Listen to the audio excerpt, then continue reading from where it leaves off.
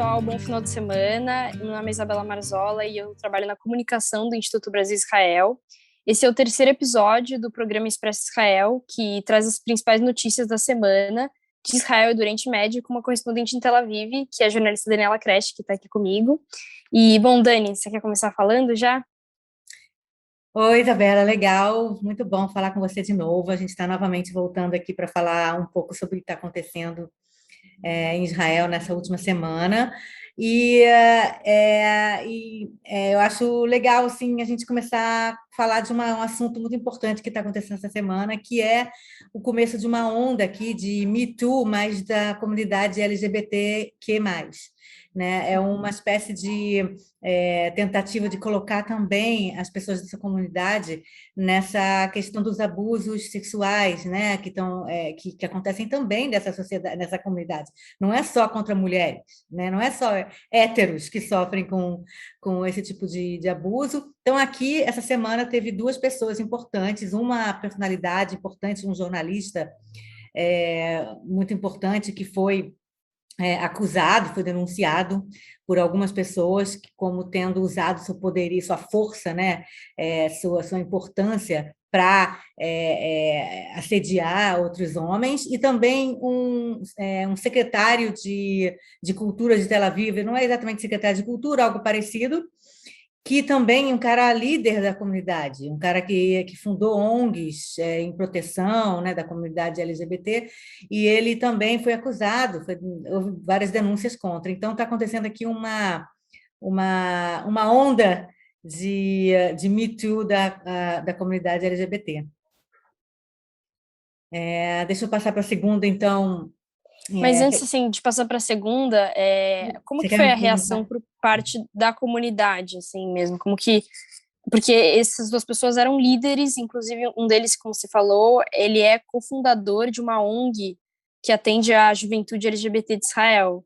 Exatamente. É, Eu tenho toda razão. Aqui houve uma certa crítica em relação ao que os outros líderes da comunidade LGBT de Israel reagiram. Muitos reagiram sem falar nada.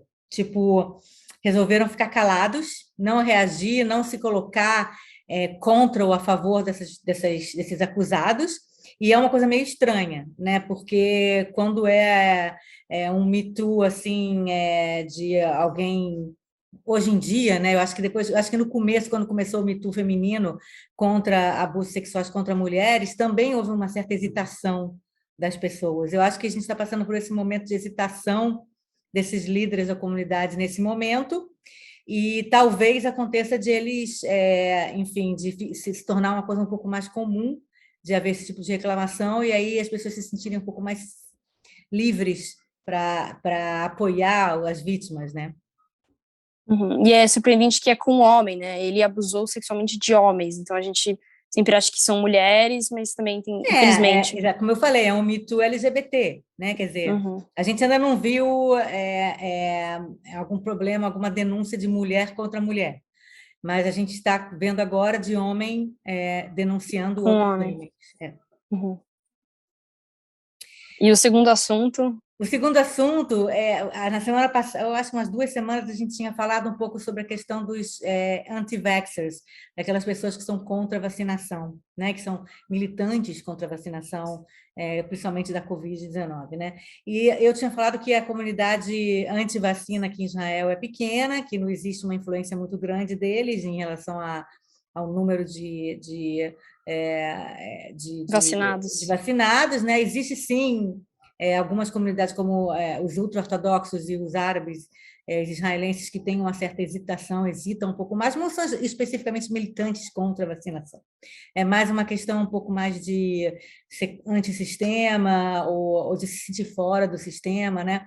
No caso de pessoas anti-vacinação, anti-ciência, que lutam, que militam, que saem nas ruas fazendo protesto, O que a gente está vendo é um grupo muito pequeno, mas que eles estão começando a sair das linhas, eles estão começando a atuar de maneira violenta. Tanto que a diretora-geral do Ministério da Saúde aqui de Israel, a Sharon Eloroi Price, é o nome dela, ela começou a ter que andar com guarda-costas essa semana, porque ela começou a receber, ela já está recebendo já há algum tempo, mas agora começou a ficar pior o número de ameaças de morte, ameaças contra a família dela, ameaças de tudo que você pode imaginar. E outra médica, a Galia Rahav, do Centro Médico Shiba, Hospital Tel Hashomer, aqui o maior de Israel, também essa semana disse que entrou com uma ação contra uma mulher que é militante anti-vacina, que também está assediando ela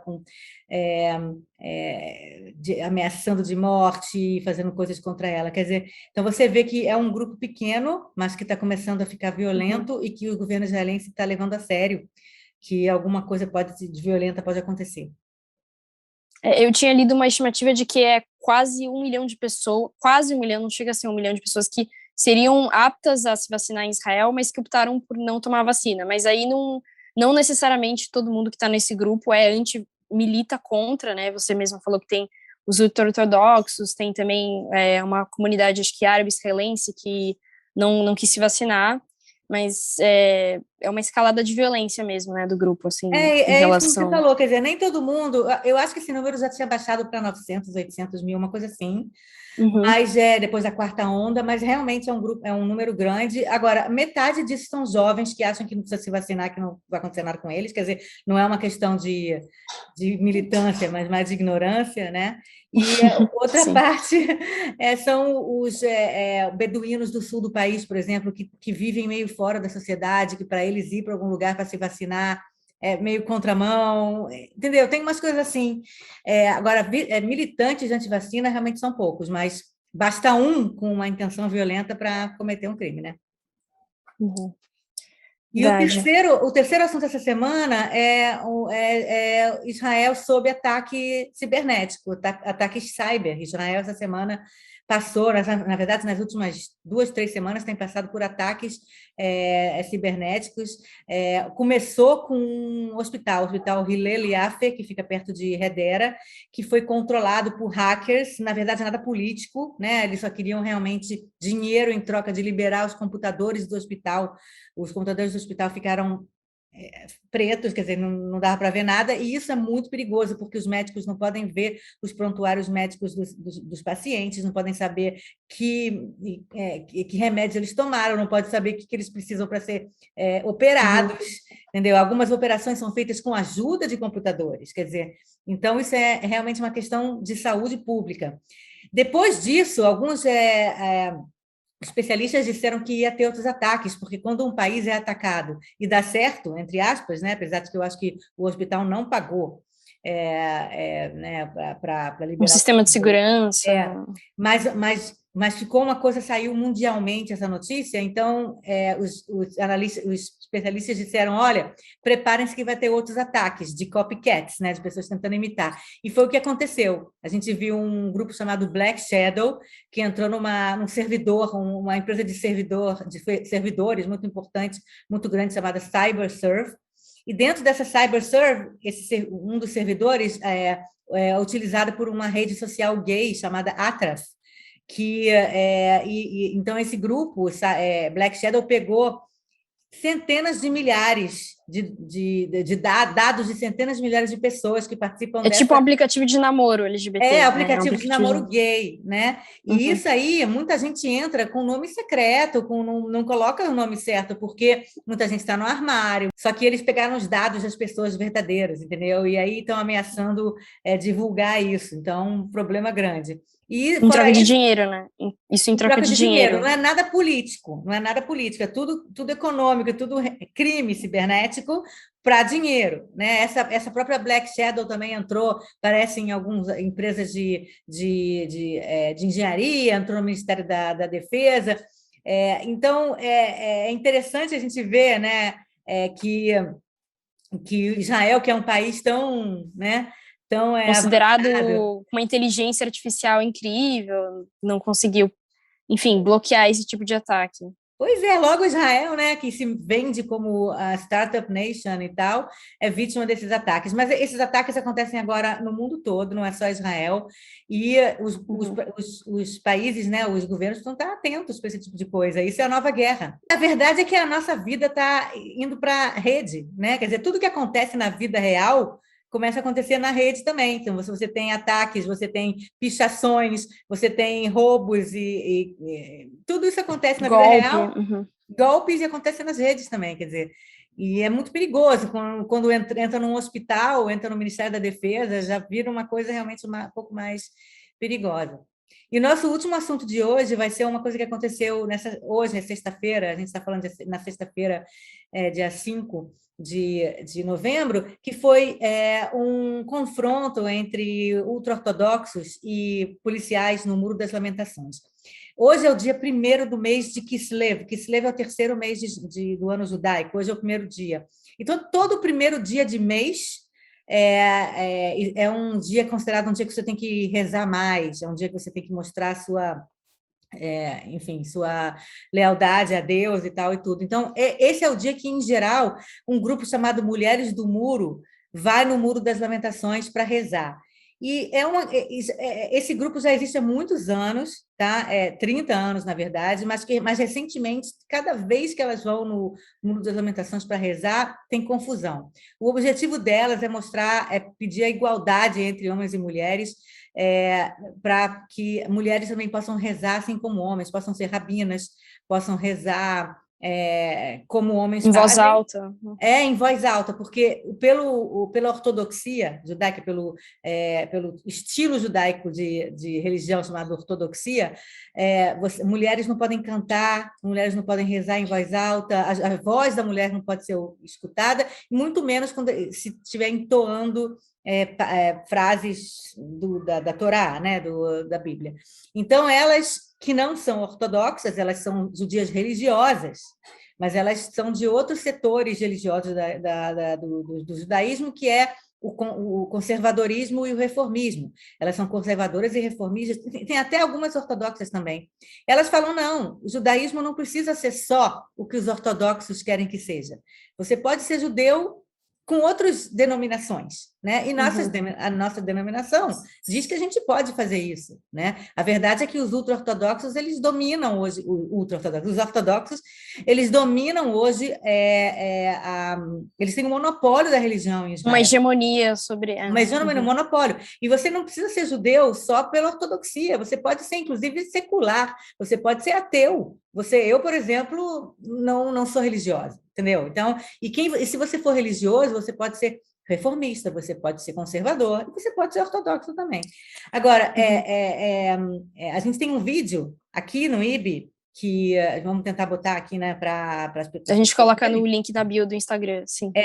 Eu fui pessoalmente, junto com o cinegrafista Felipe Volokita, a gente foi num desses confrontos entre as mulheres do muro e os ultra-ortodoxos, quer dizer, na verdade, entre os ortodoxos e a polícia, né, com as mulheres do mundo indo rezar, a gente entrou dentro do grupo das mulheres do muro, a gente filmou tudo que estava acontecendo e mostrou a tensão e a sensação de violência. E entrevistamos a líder das mulheres do muro, que é a Nat Hoffman, e o que aconteceu hoje em Jerusalém, na frente do muro, é exatamente isso que a gente viu há 3 anos atrás.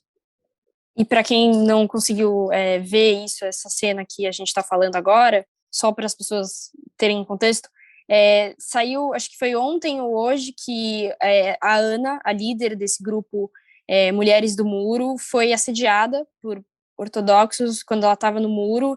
Elas também estavam rezando em voz alta e foram quase que agredidas por Mas judeus isso ortodoxos dá lá para no ver muro. exatamente nesse Impedidas vídeo. de dar entrevista, né? Ela foi impedida de dar uma Ah, entrevista lá no muro. E isso, depois a gente pode deixar um link também na bio para quem quiser entender o que a gente está falando, e o link do vídeo que a Daniela produziu em Israel, no Muro das Lamentações. A gente deixa o link na bio. E tem essa imagem que você me mandou, a imagem do Muro das Ah, Lamentações no sim. século XIX, porque acho que alguém colocou no Twitter uma imagem que já é bem conhecida de mulheres e homens rezando juntos no Muro das Lamentações no século XIX. Antes da criação de Israel, o Muro das Lamentações existe há 2.000 anos, então as pessoas vão lá rezar há milênios. E eu, quando fui para Israel pela primeira vez, há 35, 36 anos atrás, não tinha nenhuma cerca separando homens e mulheres. Ou se tinha, era uma coisa pequena. Não é hoje um cercadinho que você tem para mulheres que é menor e um cercadão para homens, você não pode entrar, não pode passar. Não era assim. Quer dizer, isso para mostrar como esse monopólio da ortodoxia tomou conta de Israel, porque o Muro das Lamentações não é uma sinagoga ortodoxa. O Muro das Lamentações não tem nenhum teto em cima. É no meio da rua. É uma rua, quer dizer, na verdade era uma rua antiga que você tem, na verdade, um muro lá. Quer dizer, então, por que você no meio da rua, como homens e mulheres podem andar juntos no meio da rua, por que você não pode rezar Na hora de homens e rezar, mulheres não pode. sozinhos, Sim. né, juntos no Muro das Lamentações? Não é uma sinagoga, não é um lugar fechado dos dos judeus ortodoxos que querem que homens fiquem de um lado, mulheres de outro. Aquilo lá não é uma sinagoga. E os ortodoxos, na verdade, tomaram estão, né, monopolizam o judaísmo Monopolizando. em Israel. E o Netanyahu tentou fazer, e pelo menos você falou no vídeo, tá no vídeo também para quem quiser entender melhor, que em 2016 teve uma iniciativa de tentar desfazer essa divisão, né, entre homens e mulheres na hora de rezar no Muro das Lamentações, só que os partidos do Knesset que são ortodoxos bloquearam essa Não é bem iniciativa. isso, não é bem isso. A ideia não era desfazer o que acontece hoje na frente do Muro das Lamentações. A ideia é criar um outro espaço, que Uma outra também é solução. parte do muro. O muro ele é grandão assim. O Muro das Lamentações hoje ele é um pedacinho desse murão grande. O resto do murão grande, que foi descoberto com arqueologia aos pouquinhos, o resto do Muro das Lamentações também é sagrado, é o mesmo muro. Então, a ideia das mulheres do muro é pegar um outro espaço, que não o Muro das Lamentações conhecido hoje, turístico, um outro espaço do lado, no mesmo muro, onde mulheres e homens pudessem rezar juntos. Quer dizer, não é nem desfazer o que tem no Muro das Lamentações, é criar um outro espaço. E nem isso conseguiram Maior. até hoje. Infelizmente. Bom, pessoal, esse foi o resumo das principais notícias de Israel, dessa vez só de Israel. Quem sabe no próximo programa a gente traz alguma notícia de algum outro país do Oriente Médio.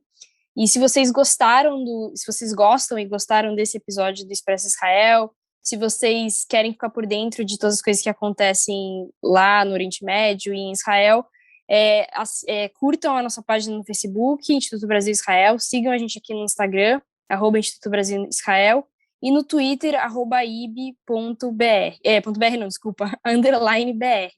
E se você é uma pessoa que gosta de ler as notícias, se inscreva na nossa newsletter. Então, o Expresso Israel tem um propósito igual ao do IB, de produzir e disseminar conhecimento de Israel, sempre com um diálogo aberto em todas as questões que envolvem Israel.